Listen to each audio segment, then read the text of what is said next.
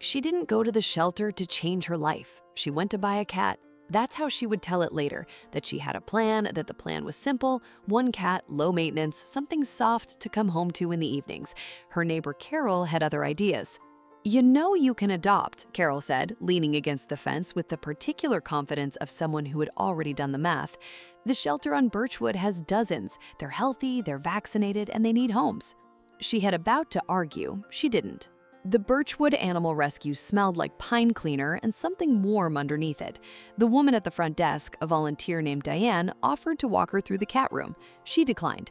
20 minutes in a room full of cats staring at her felt like too much. She asked for a list instead. Diane handed her a printed sheet, 43 cats, names, ages, brief descriptions. She closed her eyes, not dramatically, just the way you close your eyes when you can't decide between two things and you want your hands to decide for you, and let her finger land somewhere on the page. It landed on two names at once: Honey, orange tabby Maine Coon, 2 years old, playful, social, food motivated; Oreo, gray Maine Coon, 2 years old, quiet, observant, bonded to Honey. She looked up at Diane. "These two," she said. "Can I see them?" They were in the outdoor enclosure when Diane brought her around. Honey was doing something incomprehensible to a paper bag. Oreo was sitting 3 feet away, watching Honey with the resigned patience of someone who had accepted long ago that they could not control everything in their life, but had chosen to stay anyway. When they noticed her, Honey walked over immediately. Oreo waited 4 seconds, then followed. She stood there for a moment, looking at them. Honey was orange and enormous, with a plumed tail and an expression of cheerful confidence. Oreo was gray and slightly smaller, with yellow-green eyes and the particular stillness of a cat who had decided opinions were best kept internal. She said, "I'll take Honey." Diane tilted her head. "Just Honey?" "Yes." A pause. "You know they're bonded, right? They share an outdoor run every day, play together, groom each other. We usually try to adopt them out together." She looked at Honey, then at Oreo. Oreo looked back at her with his yellow-green eyes and said nothing, which somehow felt like something. "Why am I only taking one?" she said, mostly to herself. Diane smiled. "That's what I was wondering." She took them both.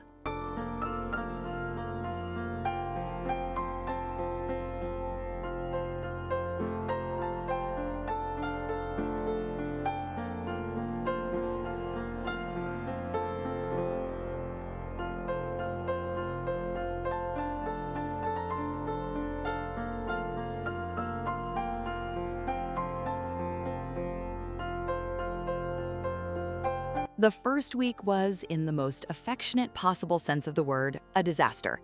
This is the part of the story she tells at dinner parties now, usually while people are laughing before she even finishes the sentence. The couch had survived 12 years and a previous owner. It did not survive Honey. 3 days in, there was a groove along the left armrest that could generously be described as architectural. Oreo had no interest in the couch. Oreo had located the highest point in every room and established a rotating schedule. They slept everywhere, not in the cat beds she had carefully selected and positioned in 3 different locations: on the counter, in the hallway, across her feet, and once, memorably, directly in the center of the kitchen floor at 2 in the morning, which she discovered with her left foot on the way to get water. She had turned the lights on after that. Every time, for the rest of that week, she turned the lights on before taking a single step. She loved them, and she was exhausted, and by Thursday, she had started wondering, quietly, whether Carol had thought this through. By Friday, she was certain Carol had not thought this through. By Saturday morning, standing in her kitchen looking at a knocked-over plant, a shredded paper towel roll, and Honey sitting in the middle of it all looking genuinely pleased, she said out loud, "I think I need to take you back." Honey blinked. Oreo, from the top of the refrigerator, said nothing.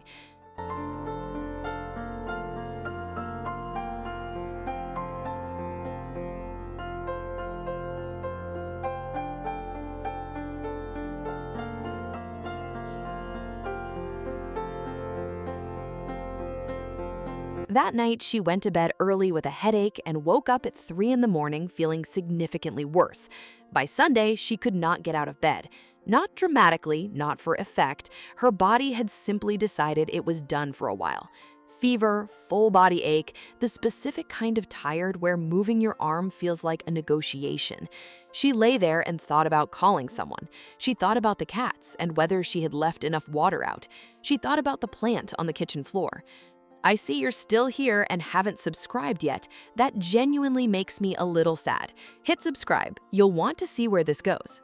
She doesn't remember exactly when it happened.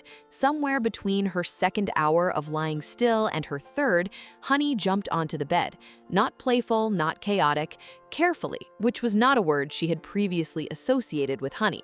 The big orange cat walked to the foot of the bed, turned in a slow circle, and lay down across her legs, heavy and warm and completely still. 10 minutes later, Oreo appeared in the doorway. He crossed the room without hurrying, stepped onto the bed, and settled on her stomach, both paws tucked under his chest. His yellow-green eyes watched her face for a long moment, then closed. She lay there in the dark with 12 pounds of orange cat on her legs and 8 pounds of gray cat on her stomach, and she felt her breathing slow down. She did not take them back. She bought a scratching post the following week, then a cat tree, a tall one, because Oreo needed elevation and Honey needed something new to destroy with enthusiasm. She cat-proofed the corners. She accepted that the couch was a memory and ordered a slipcover.